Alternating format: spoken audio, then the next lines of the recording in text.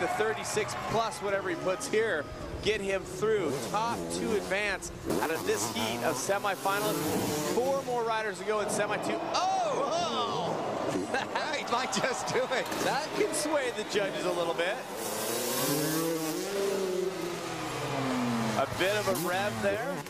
Trying to bring the bike around. He's pumping it up. He needs to race his course a little bit and get some more time in the air. It seems like he's still kind of cruising and showing why he is the gold medalist from the opening night here at X Games 15. Also collected a bronze last night at Best Trick. I think mathematically he needed an almost perfect score to advance and beat Stenberg or Adams' score right now. So he's got to put in a good run, but it's going to be, I think it's going to be very hard for Potter. One thing specifically, we saw Nate throwing 360s and other variations. We saw underflip from Stenberg. We didn't see either of that from Potter. And so that's something that's going to be hard for him to muster. 2 medals at the X Games, I'm going to say, is about all he's going to take home, because this score isn't going to put him in contention to transfer through unless, once again, the judges and I totally disagree. You know, he did that big trick in Best Trick that wasn't counted because he ran into the barriers. He did the coffin where he banged his head on the back of the fender, so he should have pulled it here. So Potter with a total of 74. Jones, Adam Jones taking to the course. The NASCAR Sprint Cup Series rolls on at Pocono, presented by Old Spice. Points leader Tony Stewart, Jimmy Johnson, and Mark Martin square off as the chase for the Sprint Cup heats up. Coverage begins on ESPN Sunday with NASCAR Countdown at 1 Eastern to 10 Pacific. And oh, lots of difficulty there, lots of tricky business, but do the judges pay it off because there is so much movement going quick? Yeah, you see all these little, like, bouncing around there, the dead body, but he extends it and pokes his feet way, way in the air, so it's such a unique way to do that.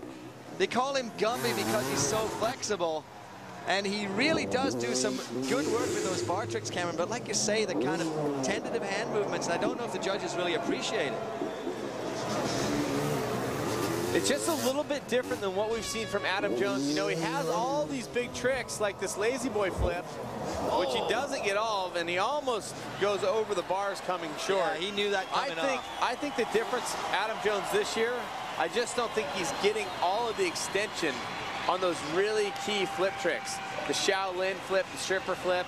He's just not quite getting all of it, and I think maybe just a tinge off. So I'm saying Stenberg and Adams are safe here. I would be pretty confident in that, having watched That's a huge trick. Oh, wow. That's a huge trick after time. That's the sort of trick you need to pull in your run. Well, so it's a lock. We get the score for Jones, a 38. Potter and Jones will be heading to the showers. Stenberg and Adams with 1 more run. This is glory time for them, but you know what? This is a good time to practice, to take a look at the course. You have 60 seconds of really no pressure. Well, you saw Stenberg standing at the end of the run there with his mechanic clip, and what they were doing is looking at notes on where he should go to get unique lines, so Jeremy doesn't forget, because in a normal freestyle competition, it's 90 seconds worth of riding, hopefully crazy riding like that, and when you do 90 seconds, you tend to take the same line again and again with the same tricks. And a nice extension on the cliffhanger. Something you need to know about Jeremy Stenberg. He's the only rider in the competition that was at the very first X Games, and he was just a young punk back in 1999 when we first came freestyle moto on the pier in San Francisco. So Stenberg has been doing it since day one. His Tourette syndrome, which makes him twitch his head, which gives him his nickname Twitch, was a big feature in USA Today at the time. It really was, and I remember actually having to almost drag Jeremy Stenberg to X Games that year. He kind of didn't want to do it, he was such a punk, but now he's here, he's at the top of his game and one of the real heroes of the sport.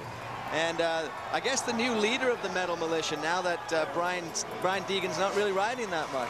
Brian's not riding a lot of freestyle, so the general is kind of stepping back, but we will see Brian tomorrow in the Rally X racing. We did see him in Step Up, although it wasn't a great performance, but Twitch is the guy that's taking that torch and running with it. You know, Lusk would have been a guy that would have helped fill that space. but obviously with the passing of Lusk, a lot has been put on Stenberg for that crew. Nate comes out and wants to get that cliffhanger flip, and last run he didn't get all of it. That run he still didn't get all of it. Well, I think now he's got to try and size the thing up, see how it feels. You see, he's not pulling a trick there.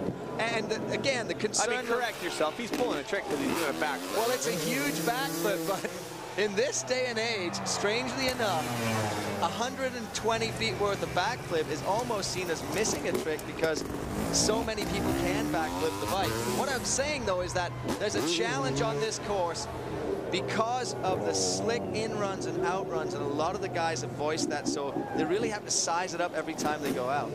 And he pulled from the best trick competitions, not something he wanted to do, wanted to just focus on freestyle, as did Stenberg. So both of them proving here in this first heat of freestyle semifinals. We're going to have more from the next round and see who's going to face off with Stenberg and Adams in the finals later tonight here on ESPN. These are the riders that are going to advance. Stenberg with a huge C-grab flip, and Nate Adams. When we come back, more Freestyle MotoX. Much love, Sal. You gotta love it. What's going on right now is that we are taking a look high above the Home Depot Center. Aerial coverage provided by Goodyear. New Goodyear Fuel Max tires help you get there on less gas. And Sal, these guys are throwing down here at the showdown. And we have two riders into the finals, Nate Adams and Jeremy Stenberg. We are now in semifinal number 2. 4 riders. Oh, yes. And Danny Torres, who recently won the Red Bull X Fighters in Spain. Let me quantify, though. That is his, little short there going into the Lascano. That is his home country, and there is a lot of hype around him. He does get supercharged. Wait, I'm not done, because he has had problems when he comes to the biggest stage in the United States. In the past, but now he's come here this week, and he showed that he's been putting in the practice on these big courses. And even though he came up short into the Lascano there, he really went for it on the way out and still managed to pull the cliffhanger to no-handed lander. So, you know, Danny Torres has really improved. And there are 2 qualifiers already in. Jeremy Twitch Stenberg, Nate the Destroyer Adams. Look at that. Stenberg claiming it. Check it out. The judges said, we don't want to see repeated runs, repeated tricks. We want to see it fresh. So they made these guys basically go to school. They're carrying notebooks. It looks like they're in detention, really. I mean, so Torres, much more likely to be detention than study group, that's is for sure. Receiving a 40. Yeah, not bad. That's what he had. That was his biggest score in the elimination round.